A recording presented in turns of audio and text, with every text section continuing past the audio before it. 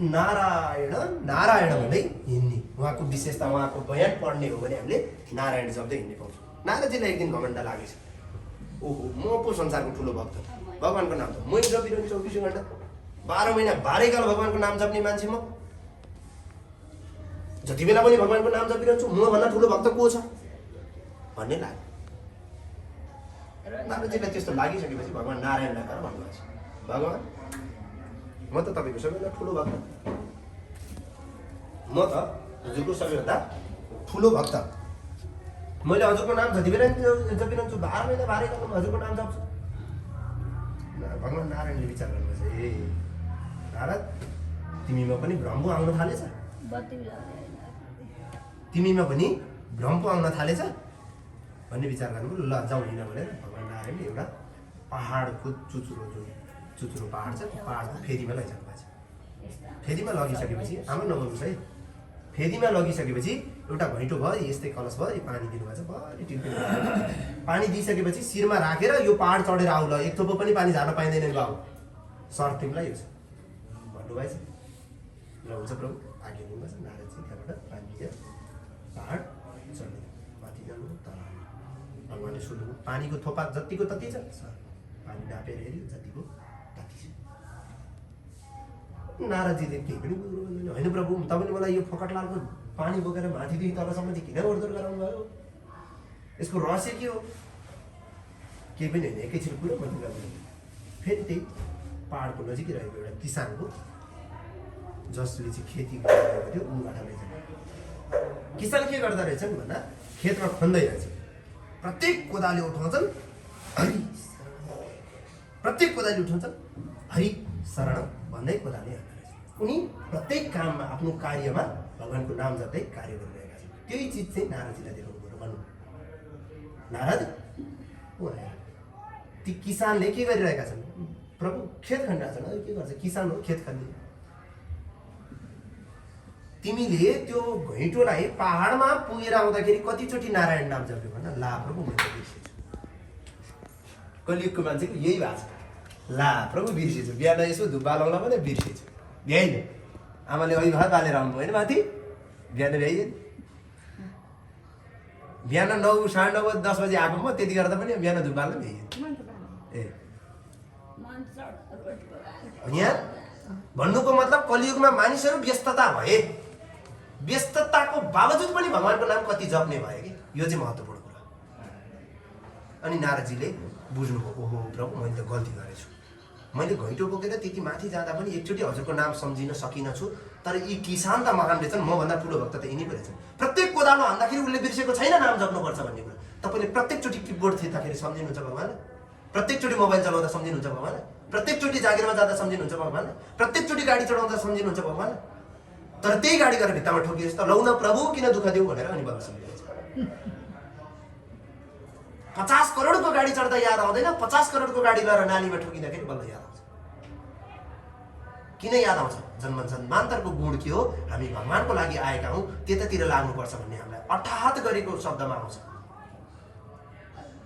गाडी ठोकिएपछि लौ न मेरी श्रीमती भनेर कसले भन्छ? कसले पुकार्छ? भिरबाट लडेको मान्छेले लौ न मेरो हजुरबा भनेर कसले बोलाउँछ? पहिलो के भन्छ? लौ न मेरा बा भनेर कसले बोलाउँछ? लौ न नि प्रभु किन दुःख दिऊ भनेर पहिला भगवान्लाई सम्झिन्छ। किन भन्दा हामीले सम्झिनु पर्ने कारण के हो, हामीले सम्झिनु पर्ने तत्त्व के हो?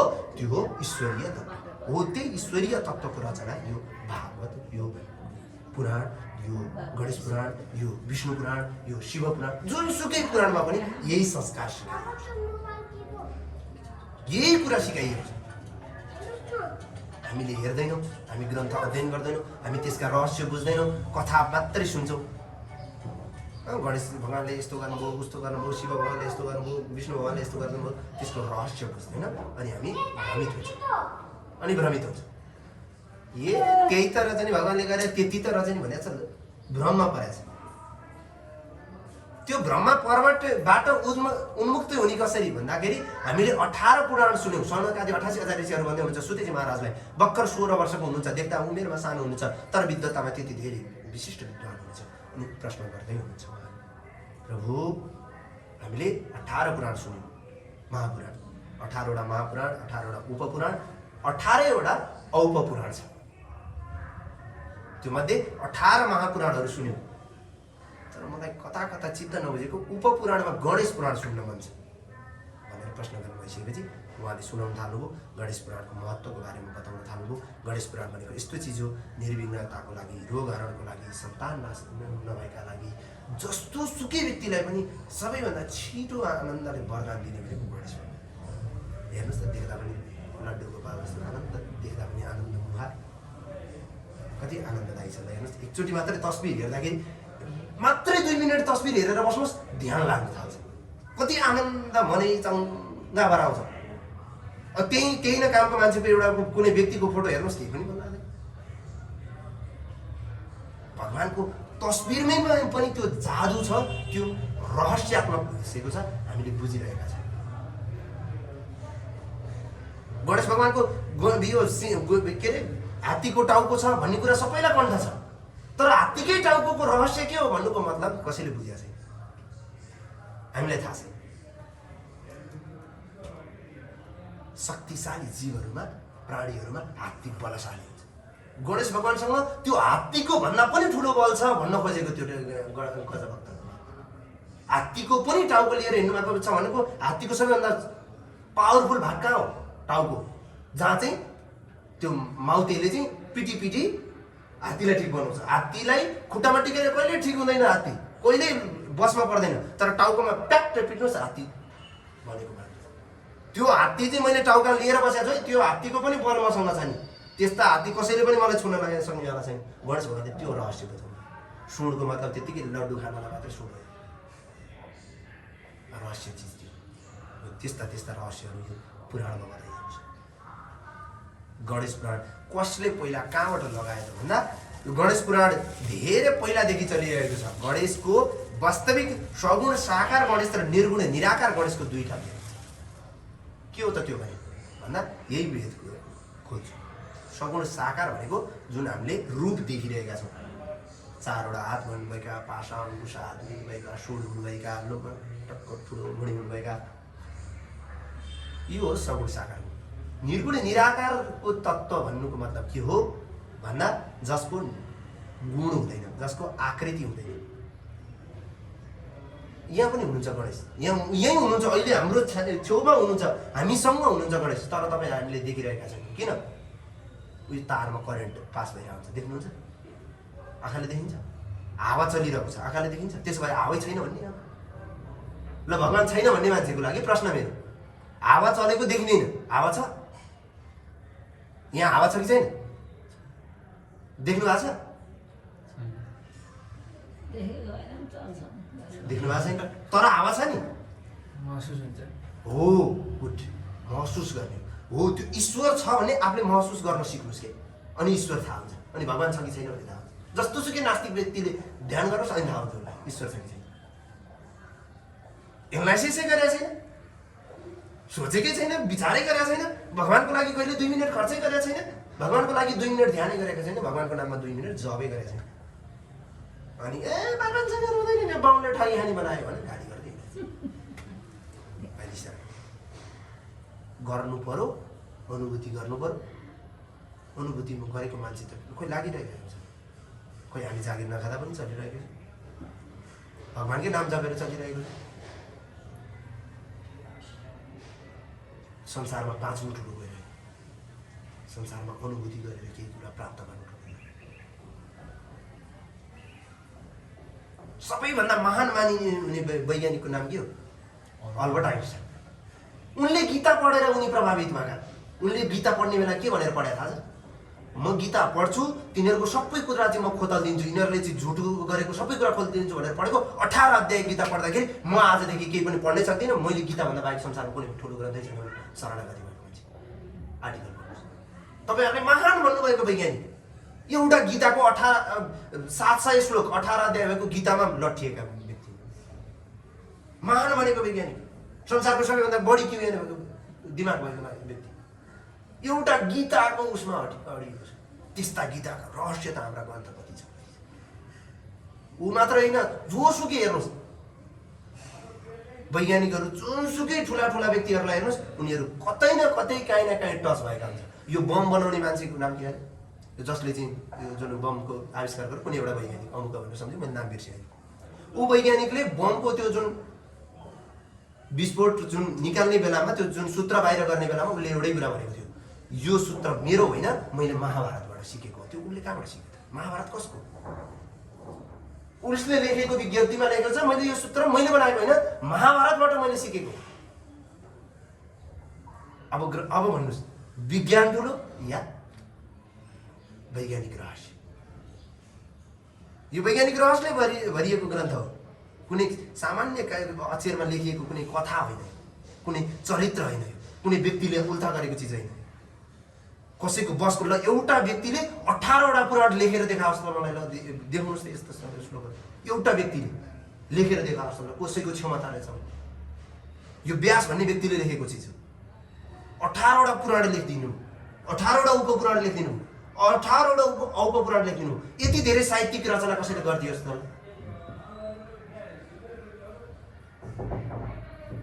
त्यो महानता यहाँ छ। सोमकान्त नाम गरेका एउटा राजा थिए, जो बडा धर्मात्मा, बडा धेरै भगवानको पूजा गर्ने, दान दक्षिणा यति दिने कुरो छोडिदिनुहोस्। उसले दान दक्षिणा नै त्यति गरेको, गाई दान, भूमि दान, जग्गा दान, यस्ता पुस्तकहरू दान, ब्राह्मणहरूलाई कन्यादान कति गरे। तर उमेरको ढल्किँदै जाँदाखेरि जब बुढेसकाल लाग्ने बेलामा भइसकेपछि उनलाई कुष्ठ रोग लाग्यो। अब तपाईँ हामी भएदेखि के भन्छौँ, म यत्रो पूजा गर्दा पनि मलाई कुष्ठ रोग लाग्यो। अधिकारीहरू म पूजा गर्ने मैलाई रोग लाग्नुपर्ने, म पूजा गर्ने मेरै गाडी एक्सिडेन्ट हुनुपर्ने, म पूजा गर्ने मलाई नै भगवान्ले दुःख दिने भनेर अनि भगवान सराप खान्छ। तर त्यसको रहस्य बुझ्दैन। सोमकान्तले रहस्य बुझे। ओहो, मैले पूर्व जन्ममा कहाँ के गल्ती गरेछु, मैले केही न केही गल्ती नगरिकन मैले यो रोग प्राप्त गरेको छु। जहिले पनि कुनै कुरा हुन्छ भनेदेखि त्यहाँ के भएको हुन्छ, विकार उत्पन्न भएको हुन्छ। दुईवटा वस्तुको ठक्कर नभएसम्म नयाँ सृजना हुँदैन। हुन्छ, कुनै पनि कुरा हो, दुईटा केमिकल मिलाउनुहोस् नयाँ केमिकल हुन्छ। त्यही नै हो नि विज्ञान त, त्यही होइन? अहिलेको आधुनिक विज्ञानमा दुईटा केमिकल मिलाउनुहोस् नयाँ केमिकल हुन्छ, दुईटा ढुङ्गा ठोक्नुहोस् आगो निस्किन्छ, सलाइको लाइटरमा ठोक्नुहोस्, सलाई बाल्नुहोस्, जेमा पनि दुईवटा घर्षण हुनुपर्छ, दुईवटा चिजको मिलन हुनुपर्छ अनि नयाँ सृष्टि हुन्छ। सोमकान्तलाई लाग्यो मेरो धर्म ठिक थियो, कहाँबाट मैले पूर्व जन्ममा गरेको कुनै एउटा पाप बसेको थियो, दुईटा ठक्कर भयो, निस्कियो के कुष्ठरोग। कुष्ठरोग निस्कियो उनलाई। हातहरू सबै गर्न थाले, मासुहरू सबै कुहिन थाले। कुष्ठरोग तपाईँ हामीले सुन्नुभएको छैन होला, अलि एजेड आमा बुवाहरूलाई सोध्यो भने कुष्ठरोग आमासम्म देख्नुभयो? आमा कुष्ठरोग हजुरले देख्नु? पुरै शरीर कुहिएर आउँछ, उसको गन्ध वरिपरि बस्ने मान्छेले सहन सक्दैन त्यो कुष्ठरोग। त्यत्रो वर्ष गाईदान, धर्मदान, ब्राह्मणलाई सुनदान, जग्गा दान गरेका 13,000ले भोग्नु पऱ्यो। हेर्नुहोस्, अब उनको मनमा त आउनुपर्ने हो नि त, भगवान्को जति पूजा गरे नहुने रहेछ। तपाईँ हाम्रो मनमा त आउँछ नि, लाग्नुहुन्न? लागिरहेको हुनुहुन्छ, कहिले काहीँ केही काम बिग्रिन्छ अनि भगवान् पूजा सुजा गरेर हुँदो रहेछ मलाई भनेर अनि लागेको छ। तपाईँको लगाव कतिको छ त्यहाँभित्र, त्यो कुरा महत्त्वपूर्ण छ। उनले त्यो कुरा भुलेन। प्रभुले मलाई त बचाइदिइरहनु परेछ, मैले त मेरै गल्तीको कारण हुन्छ। तत्कालै उनले छोरालाई राज्य दिए। म राज्यमा बस्नु ठिक छैन, म गएँ जङ्गल भगवान्को तपस्या गर्नु। हेर्नुहोस्, कुष्ठरोग लागिरहेछ, तपस्या गर्ने राजमान्छे। तपाईँको छ त्यो लगाव, तपाईँ हामीमा छ त्यो परिश्रम, तपाईँ हामीमा छ त्यो त्याग, अनि पो प्राप्त हुन्छ भगवान्। अहिले हेर्नु सोमकान्तले कसरी भगवान्लाई प्रसन्न गर्छ। त्यहाँ गए, जाँदाखेरि च्यवन ऋषिले भेटे उनलाई। उनकी सुधर्मा नाम गरेकी कन्या थिइन्, अति राम्री श्रीमती, विश्व सुन्दरी, कुष्ठरोगीको सेवा गरेर बसिरहेकी छ। च्यवन ऋषिले देख्नु, होइन विश्व सुन्दरी, तिमी त संसारकै सबैभन्दा सुन्दरी छ, अनि काहीँ नभएको यो विरूपे कुरूपले योलाई किन सेवा गरेर बसिरहेकी छ? त्यस्तो नभन्नुहोस् हजुर, उहाँ त मेरो पति थियो, म सेवा गरिरहेको छु। अब भन्नुहोस्, तपाईँको श्रीमती तपाईँको त्यति गुनाह छ? अहिलेको श्रीमतीले अहिलेको श्रीमानलाई, अहिलेको श्रीमानले अहिलेको श्रीमतीलाई यति प्रेम गर्छ कसैले? त्यो धर्मशास्त्र नपढेको हुनाले गर्दैन। हाम्रोमा त पतिव्रता धर्म, पत्नीव्रता धर्म सिकाइएको छ नि त। तपाईँले पढ्नु भएको छैन, गर्नु भएको छैन, अनि लाग्दैन। पत्नीप्रतिको प्रेम, पतिप्रतिको प्रेम धर्मशास्त्र पढ्नुहोस्, त्यही भएर भने सुन्नुहोस्, त्यही भएर भने। अब तपाईँहरूलाई त कथा भइदियो त्यो त, ए पुराण कथा, पहिलाको कुरा कसले सुन्ने? अहिलेको विज्ञान चाहिन्छ। दुइटैकोमा भन्दैछु मैले पत्नीको मात्रै भनिनँ, मैले पति र पत्नी दुइटैको भनिरहेको छु। दुइटैको बारेमा वर्णन छ पुराणमा, एउटाको बारेमा मात्रै वर्णन छैन। पत्नीले पतिसँग कुन व्यवहार गर्ने, पतिले पत्नीसँग कुन व्यवहार गर्ने, कस्तो प्रेम दुईजनामा हुनुपर्छ भनेर दुइटैको वर्णन छ। सोमकान्तले सुखको बेलामा श्रीमतीलाई छोडेका छैनन्, त्यही भएर श्रीमतीले दुःखको बेलामा सोमकान्तलाई छोडे। कुष्ठ रोगले गलिरहँदा पनि छोडे। वनमा गएर फलफुल भगवानको तपस्या गर्नको लागि फलफुल टिपेर ल्याउँदिनु, फुल टिपेर ल्याइदिनु, घाउ भएको ठाउँमा सफा गरिदिनु। त्यति गर्दा त सोमकान्तले पनि पत्नीलाई प्रेम गर्दथे। त्यो प्रेम त त्यहाँबाट सिक्ने हो नि। अब कथा सुन्यो सोमकान्तको, सुधर्मा नाम गरेकी पत्नी थिइन्, ए यस्तो सेवा गरिन् भन्यो, अनि सेवा गरिन् मात्रै भन्यो, सिक्यो। सोमकान्त जस्तो आफू बन्न सक्नु पर्यो, सुधर्मा जस्ती पत्नी आफूले गर्नु पर्यो। त्यो संस्कार डेभलप गर्नु पर्यो, त्यो विकास हामीले गर्नु पर्यो, त्यो हामीले लागि पर्नु पर्यो। उनले त्यहाँ गरे। च्यवन ऋषिले त्यति भनिसकेको थियो, होइन त्यस्तो नभन्नुहोस्, उहाँ त मेरो पति, मैले सेवा गर्नु गर्दछ। यस्ता राजा हुनुहुन्थ्यो, सारा वृत्तान्त पहिलाको सुनाउनु भयो। त्यसपछि च्यवन ऋषिले गएर भृगु ऋषि जो आफ्नो पिताजी हुनुहुन्थ्यो, भृगु ऋषिलाई भन्नुभयो, पिताजी मैले आज बडो आश्चर्यको कुरा देखेँ, बडो आश्चर्य हो। जीवनमा कहिले पाप भन्ने नगरेको मान्छेले आज कुष्ठ रोगले सताइरहेको छ। यो के चिज हो? भगवानले त्यस्तो दुःख दिनुहुन्छ? म भगवानबाट खान खान्छु भनेर च्यवन रिसाइरहेको छ। भगवानले त्यस्तो गर्नुहुन्छ? जीवनमा कुनै पाप नगरेको मान्छेले जीवनमा त्यत्रा गाई दान गरेछ, सुन दान गरेछ, पुस्तक दान गरेछ, पैसा दान गरेछ, जग्गा दान गरेछ, राजाको लागि दान गर्ने के खाँचो थियो? तपाईँ हामी त दान गर्छौँ भने राजाको लागि त त्यस्तो गर्ने मान्छेले त्यस्तो कुष्ठ रोग किन गर्नु? च्यवन ऋषिलाई रिस उठ्यो। भृगु ऋषिले भन्नुभयो, बाबु पुत्र धेरै नआत्यौ, उहाँहरूलाई बोलाएर ल्याऊ, के कारण हो, म सबै थाहा गरेँ। भनेपछि गएर सोमकान्तलाई बोलाएर ल्याए। सुधर्मा पत्नी ऋषि आए। ऋषिको आश्रममा आउने बित्तिकै सोमकान्तलाई लाग्यो, ओहो म त स्वर्गमा आएँ, म स्वर्गमा आइपुगेँ, मलाई त आनन्द आयो। भुक्लुकै त्यहाँ त्यो के भन्छ चरण पर्दिए ऋषिको अगाडि, साष्टाङ्ग दण्डवत गरे। माता पिताको चरणमा कतिचोटि डुब्नु भएको छ, गुरुको चरणमा कतिचोटि डुब्नु भएको छ। अनि भक्ति आएन, अनि सत्य सुन्नुहोस्, अनि भक्ति आएन। तपाईँले पनि उहाँलाई मात्र होइन, उहाँलाई त प्रश्न माध्यम बनाएर सुधर्मा सोमकान्त, सुदामा होइन सुधर्मा, सुधामा त कृष्ण भगवानको शाखा, सुधर्मा नाम। कतिचोटि ढुक्नु भएको छ गुरुको चरणमा, कतिचोटि ढुक्नु भएको छ माता पिताको चरणमा। नमन त गर्नुहुन्छ, गर्नुपर्छ, अनि आउँदैन त्यो श्रद्धा भक्ति, अनि आउँदैन त्यो विश्वास। ऋषिको अगाडि गएर उनले लम्पसार पर्दै, गुरु म तपाईँको चरणमा परेँ, अब जे गर्नु छ तपाईँले गर्नुहोस्, मलाई त यो रोग लागेको छ। ऋषिले यसो अनुहार हेर्नु, सबै कुरा थाहा पाउनु भयो। त्रिकालदर्शी हुनुहुन्थ्यो, एकैछिन नबोल्नु है, त्रिकालदर्शी हुनुहुन्थ्यो, उहाँले थाहा पाइहाल्नु, ए बाबु तिमीले त गल्ती अन्त्य गरे। के गरेछौ भन्दा तिमी पूर्व जन्ममा त खुङ्खार डाँकु रहेछौ, तिमी पूर्व जन्ममा खुङ्खार डाँकु रहेछौ। लुटपाट चोरी भन्ने कुरा त तिम्रो लागि बायाँ हातको खेल हो, तिमी दायाँ हातले त हरिओम तत्सत गर्थ्यौ। चोर्नु मान्छे पिट्नु भनेको तिम्रो लागि सामान्य कुरा हो। मान्छे सिधै माथि पुर्याउनु, गर्दन छिनाल्न पनि पछि नपर्ने, तिम्रो त्यो बानी थियो। बाटोमा कुर्थ्यौ, कोही मान्छे आयो भने प्याट्ट पर्थ्यो, त्यसको धन सम्पत्ति लुट्थ्यौ, नाङ्गे भन्नुहुन्थ्यो, तिम्रो बानी त्यस्तो थियो। कसको? सोमकान्त, अहिले दुनियाँमा सोमकान्त भनेका ज्योति। अनि त्यही क्रममा तिमी लुटपाट गर्दै गयो। एक दिन एकजना ब्राह्मण, बडा तेजस्वी निष्ठा ब्राह्मण चाहिँ त्यही बाटो आइरहेका रहेछन्। जङ्गलमा तिमीले एकान्तमा भेट्यौ। ब्राह्मणको पोको कुन्दुरो रहेछ, झोली बोक्नु भएको, माग्यो, तिमीले माग्यो। कसले भन्दै हुनुहुन्छ? भृगु ऋषिले सोमकान्तलाई पूर्व जन्मको कथा भनिदिनु हुन्छ, उसकै तिमीले पूर्व जन्ममा यस्तो गरेका थियौ, त्यही भएर हुँदैछ भनेर भनिदिनु। ब्राह्मणलाई माग्यो, ब्राह्मणले दिएन, तिमीलाई त्यो झोला दिएन। तिमीले ब्राह्मणको झोला लुट्यौ, झोला हेर्दा केही पनि रहेछ, ब्राह्मणको कपडा रहेछ, धोती। ए त बाहुनको छोरो धोती मात्र बोकेर हिँड्ने पैसा लुकाएर हिँड्ने भनेर तिमीले ब्राह्मणलाई पिट्यौ त्यति भन्दा पनि उसले छोडिदेऊ भन्दा मानेन अनि तिमीले हात बाँधेर उसको गर्दन काटिदियो।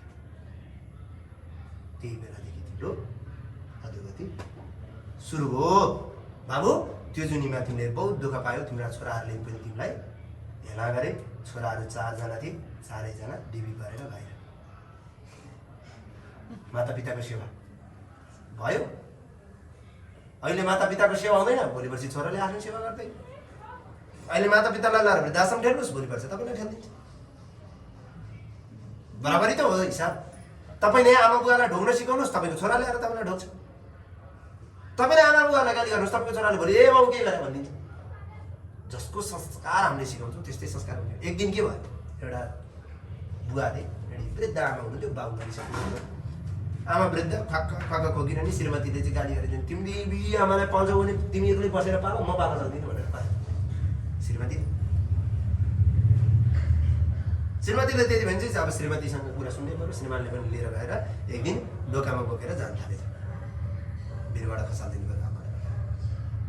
डोकामा बोकेर ढोकाबाट बाहिर मात्रै के निस्केको छोरोले देखेछ। आमालाई के गर्न लायो बा भनेर। के गर्न लायो होइन, आमालाई पर पुर्याएर आउनु लायो। कहाँ आमा बुढी हुनुको अनि पर राखेर आउने अन्तै। त्यो 7 वर्षको त्यो बच्चीले के भन्नु थाहा छ, बा फर्केर आउँदा यो डोको चिनेर आउँछु। बाले जमिँदै भने तँलाई किन चाहियो डोको? तपाईँ पनि त भोलि बुढो हुनुहुन्छ, मैले तपाईँलाई यही डोकोमा हालेर त्यही ठाउँमा लगेर फाल्नुपर्छ। ध्यान दिनुहोस्, तपाईँले जुन संस्कार दिनुभएको छ छोराले तपाईँलाई त्यही व्यवहार गर्ने हो। त्यही भएर संस्कार राम्रो दिनुहोस्, संस्कृति राम्रो दिनुहोस्। मातापिताको चरणको सेवा गर्न सिकाउनुहोस्। आमा बुवालाई राम्रो मिठो वचन बोलिदिन सिकाउनुहोस्। तपाईँको लागि वर्षौँको गुमुत छोडेर तपाईँलाई यस्तो आवाज आज ठुलो तपाईँहरू त्यतिकै बनेको। तपाईँ हामी जो कोही, हामी पनि आज जुन स्तरमा छौँ त्यो हामी आफैले बनेका छैनौँ। मातापिताको हाम्रो जीवनमा ठुलो देन छ। अब पहिला हाम्रो गुण सोर्ने बेलामा चाहिँ हाम्रा दिशा पिसा सोर्ने बेलामा चाहिँ आमाले चाहिँ घिन नमानिकन सोर्नुभयो भने अहिले आमाको दिशा पिसा सोर्ने बेला चाहिँ तपाईँलाई के को शरम, के को लाज, आफ्नो कर्तव्य निभाउनु पर्ने बेलामा चाहिँ तपाईँ च्युत हुने, अनि भगवानको वरदान पाइएन, अनि दुःख पाइयो, अनि जीवनमा दुःख भयो अनि कसरी हुन्छ? त्यसैले संस्कार राम्रो दिनुपर्छ, संस्कृति राम्रो दिनुपर्छ। यहाँ सोमकान्तले त्यही कुरा सिके। सोमकान्तले अत्यन्त दुःख भयो, बुढेसकालमा किरा परेर मरे र त्यति बेलामा अन्तिममा जङ्गलमा पुगिसके पछाडि उनले एउटा कर्म गरेछ। दुनियाँभरको लुटेर ल्याएको सम्पत्ति रहेछ। अनि मर्ने बेलामा उनले लौ मेरो सम्पत्ति अब म मर्नै लागि, अब के काम भनेर जङ्गलमा गएर एउटा गणेश भगवानको दिव्य मन्दिर बनाइदिन्छु, बडै ठुलो मन्दिर बनाइदिन्छु। भयो जति सम्पत्ति दिएर अब म मरिहाल्छु, छोरो पनि छैन, छोरी पनि छैन, कसैले सम्पत्ति खाने मान्छे चाहिँ मन्दिर लगाएर दिएछ र मन्दिर बनाइदिएछ। त्यही डाकुला सोमकान्त अन्तिममा भए पनि अब जब बुढेसकाल भइगयो नि, ए हिजो त सम्पत्ति हुँदा दान गर्नुपर्ने छ। आमालाई सोध्नुहोस्, मन लाग्छ, कति धेरै मन लाग्छ दान गर्नु। जब बुढेसकाल आउँछ नि, ए हिजो ढुकुटीको चाबी आफ्नो हात आउँदा दान गर्नुपर्ने रहेछ, गरिबलाई खुवाइदिनु पर्ने रहेछ, जो बाटोमा लडिरहेको थियो त्यसलाई उठाइदिनु पर्ने रहेछ। त्यति बेला बुद्धि चेतना आउँछ। त्यो सोमकान्त पनि पूर्वजन्ममा त्यस्तै हो। अन्तिममा छोराले पनि वास्ता गरेन, छोरीले नि वास्ता गरेन, श्रीमती पहिलो गइहाली, आफू पुरै गलित भएर अब चोरको बल सन्जेल न हो, बल सकिसकेपछि कसको भाउ के लाग्छ? अनि केही सिप नलाएर विरक्त लागेर लौ त मेरो सम्पत्ति मन्दिरलाई म यहीँ बस्छु, मऱ्यो भने यहीँ मर्छु भनेर त्यो मन्दिर बनाएर आफू त्यहीँ बसेर प्राणान्त भएछ। त्यही धर्म मन्दिर बनाएको धर्मले राजा बन्न पाए, सुख भोगे। अरूलाई लुटेको, ब्राह्मणदेखि लिएर हरेकलाई लुटेको, मारेको, काटेको हुनाले आज कुष्ठी रोग भएर थालिनु पर्यो। बाबु सोमकान्त, तिम्रो जीवन यति नै हो। तिमीलाई यमराजले नसोधेको होइन सुख पहिला भोग्छौ कि दुःख पहिला भोग्छौ भन्दा तिमीले आफैले चुज गरेको हो। महाराज दुःख भने भोलि पर्सि भोग्दै गरौँ न, पहिला त सुखै भोगिन्छ। यमराजको अगाडि गर्दै सोमकान्तले भने तिमीले त्यही भनेर पहिला सुख भोग्यौ, दान दक्षिणा सारा गर्न पायौ र राजा बनेर ऐश्वर्य भोग्न पायौ। अहिले अन्तिममा आएर तिमीलाई कुष्ठ रोग लाग्यो। के कारणले? त्यही पहिला गरेका चोरी डकैती हत्या हिंसाका कारणले। भनिसकेपछि लौ प्रभु अब समस्या त थाहा भयो, रोग त थाहा भयो, ल ठिक छ, मैले गरेका सारा रोग त मलाई थाहा भयो, औषधि के हो त? हरेक समस्या हुन्छ भने सोल्युसन अटोमेटिक हुन्छ। समस्या छ भने समाधान अवश्य हुन्छ, खोज्न जानुपर्छ। संसारमा कुनै पनि समस्या यस्तो छैन जसको समाधानै नहोस्, कुनै पनि समाधान छैन। तर तपाईँको मेहनत लगनशीलता त्यसमा खोज्ने तत्त्व तपाईँको कति छ त्यसले डिपेन्ड हुन्छ। अब उनले त भने गुरु तपाईँ त्रिकालदर्शी, तपाईँ मेरो सबै कुरा जान्नुहुन्छ, देख्नुभयो भने समस्या पनि तपाईँले देखेपछि औषधि पनि तपाईँ भन्नुहोस्, मेरो लागि डक्टर भनेको तपाईँले भनिसकेपछि उहाँले विचार गर्नु, ध्यान गर्नु। अब रोगबाट निवारण छिटोभन्दा छिटो केले गराउँछ त भन्दा गणेश पुराण। उहाँले त्यहाँ तत्काल गर्नु, ल तपाईँ गणेश पुराण लगाउनुहोस्। सोमकान्त राजा भनिसकेपछि प्रभु को गुरु भन्नु, कुन चाहिँ गुरुलाई ल्याएर गणेश पुराण लगाउनु? मैले अघि नै भनिसकेँ, हत्तपत्त गणेश पुराण वाचन गर्ने गुरु रहस्यात्मक वाचन गर्नु पर्यो नि, कथा त जन्मै भनिन्छ, नेपालीमा लेखिरहेको अहिले अनुवाद गरिदिएर आउँछ, मै आफै अनुवाद गरिदिन्छु। वेबसाइटमा हेर्नुहोस् मेरा कति अनुवादहरू आइसकेका छन्, मेरो आफ्नै वेबसाइट छ। स्तुतिहरू नेपालीमा लेखिदिएर मात्रै भएन, त्यसको भाव बुझ्नु पर्यो, रहस्य बुझ्नु पर्यो, त्यसको गोपनीयता बुझ्नु पर्यो। त्यस्तो वाचन गरिदिने मान्छे को छ? म त अन्त कहीँ जान्न सक्दिनँ, त्यसो भए तपाईँकै वाचन गर्नु। फेरि भृगु ऋषिलाई गएर सोमकान्तले भने, भृगु ऋषिले भन्नुभयो आजको दिन अब बितिगयो, भोलिको दिनमा सबेरै उठेर स्नान आदि गरेर आउनु। यहाँबाट चाहिँ 3 कोस पर एउटा नदी छ, त्यहाँ गएर स्नान आदि गरेर आउनु। त्यति स्नान गरिसकेपछि तिम्रो पीडा जुन छ कम हुनेछ। भनेको ज्वरो आइरहेको बेलामा चाहिँ एउटा कुनै दबाई, अलि टाउको दुख्न कम हुने दबाई, ज्वरो आइरहेको बेला ज्वरो कम हुने दबाई त्यो खाइरहनु। अनि निर्मूल हुने औषधि चाहिँ के हो? पुराण, गणेश पुराण भनेर बताउनु। भोलिपल्ट उनले पत्नीले सहित भएर त्यसै गरे र उनी गएर स्नान गरेर आए। हरियर क्षेत्रमा स्नान गरेर आइसकेपछि उनले गङ्गामा स्नान गरिसकेपछि उनलाई कता कता मचौङ्गा भएको जस्तो, त्यो पिपहरूले नपोलेको जस्तो उनलाई अनुभूति हुन थाल्यो। रगतहरू पिपहरू बगि नै रहेका छन्, तर उनलाई पोल्न, अलिकति पोल्ने जुन हुन्छ त्यो हुन छोड्यो। गङ्गा स्नानको प्रभावले, ऋषिको गुरुको ज्ञानको कारणले। त्यति भइसकेपछि ल तिमी आसन जमाएर बस्न सक्छौ। महाराज बरु मेरो प्राणै जाओस्, म तर आसनबाट उठ्ने छैन, म जसरी भए पनि सुन्छु, हजुर सुनाउनु थाल्नु। आँखा चिम्लेर बसे सोमकान्त। भृगु ऋषिले कथा सुरु गर्नुभयो। पुरै गणेश पुराण 12,000 श्लोकले भएको 2वटा खण्डमा छ, उपासना खण्ड र क्रिया खण्ड। क्रीडा खण्ड र उपासना खण्ड गरेर 2टा खण्डमा यो विभाग छ, 2टा भागमा छ, 2वटा भोल्युममा छ यो हो। त्यहाँ वाचन भृगु ऋषिले सुरु गर्नुभयो। प्रत्येक दिन वाचन गर्दै जाँदाखेरि भृगु ऋषिले एउटा शर्त राख्नुभयो, बाबु तिम्रो पुण्य कहिले उदय हुन्छ, तिमीले चाहिँ पक्का तिम्रो पाप चाहिँ कहिले नाश हुन्छ भन्ने तिमीलाई परीक्षा गर्नको लागि म तिमीलाई एउटा काम गरिदिन्छु भन्नुभयो। तुरुन्तै त्यहाँबाट एउटा मन्त्र पढिदिनु भयो र नाकबाट कालो पुरुष एउटा निस्कियो।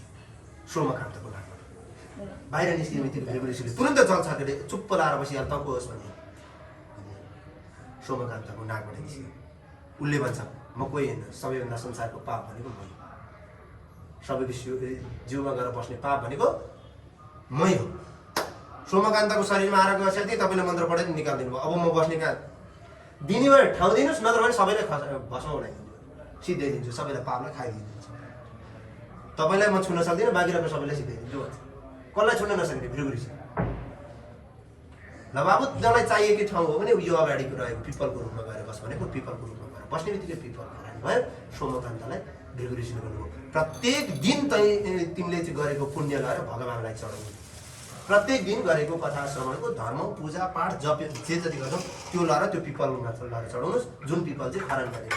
जुन दिन तिमीले चढाएको उसद्वारा बीज निस्केर पिपल उम्रिएर त्यो पिपलमा जुन दिन चाहिँ फल लाग्नेछ, पिपलको फल दाना देख्नु भएको छ, पिपलको दाना लाग्नेछ, त्यो दिन सम्झिनु तिम्रो चाहिँ पुण्य भयो, पाप तिम्रो सक्यो। नत्र भने तिमी सुनिरहनु भन्नुभयो।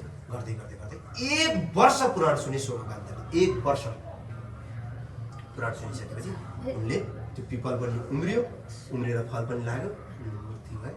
त्यहाँबाट उनलाई घर जाऊ भनेको त प्रभु म घर जानु, अब सबै ठिक भइसक्यो, मलाई जीवन दिने तपाईँ, मेरो रोग ठिक पारिदिने तपाईँ, मेरो सारा थाहा पाइदिने तपाईँ, तपाईँलाई छोडेर म घर जान सक्छु? तपाईँ त मेरो लागि जीवनदाता हो, आश्रयदाता हो, तपाईँ त मेरो लागि सबै दाता हो। म तपाईँलाई छोडेर घर जान्दा म छोराछोरी दाजु केही पनि चाहिँदैन। अब मलाई त आनन्द छ तपाईँसँग बस्ने, ज्ञान आर्जन गर्ने, यो कुरा बुझ्नु र भन्नु। त्यति भनिसके पछाडि उहाँले त्यो बुझिसके पछाडि रेगुलेसनले हेर्दा हेर्दै एउटा विमान आयो। हरेक पुराण सुनिसकेपछि एउटा विमान लिन आउँछ। अहिलेको जस्तो जहाँ छैन, टिकट काट्नु पर्दैन, फ्रीमै आउँछ। विमान आयो, पुराण सुनिसकेपछि विमान लिन आउँछ। हामीले पुराण सुन्दा किन विमान लिन आउँथ्यो? त्यो पुराण कसरी सुन्नुहुन्छ? पुराण सुन्दा तपाईँको मन कतिको गइरहेको छ, चुलबुल चुलबुल चुलबुल चुलबुल कता गइरहेको छ, त्यो रहस्य कतिको बुझ्नु भएको छ, त्यो रहस्यलाई आफ्नो जीवनमा कतिको उतार्नु भएको छ। मातापिताको सेवा गर्नुहोस् भनेर पुराणले सिकाउँछ, धर्मशास्त्रले सिकाउँछ। तपाईँले कतिको खुसी हुने गरी मातापिताको सेवा गर्नुभएको छ। अरूलाई दुःख नदिनुहोस् भन्नुहुन्छ, आफूले बाइक चलाएर हुइँ पारेर जानुभयो भने अर्कोको दुःख हुन्छ कि हुँदैन? तपाईँको आवाजले अर्कोलाई डिस्टर्ब गरिरहेको छ कि छैन? तपाईँले हुत्याउँदाखेरि अर्कोको सातो गएको छ कि छैन?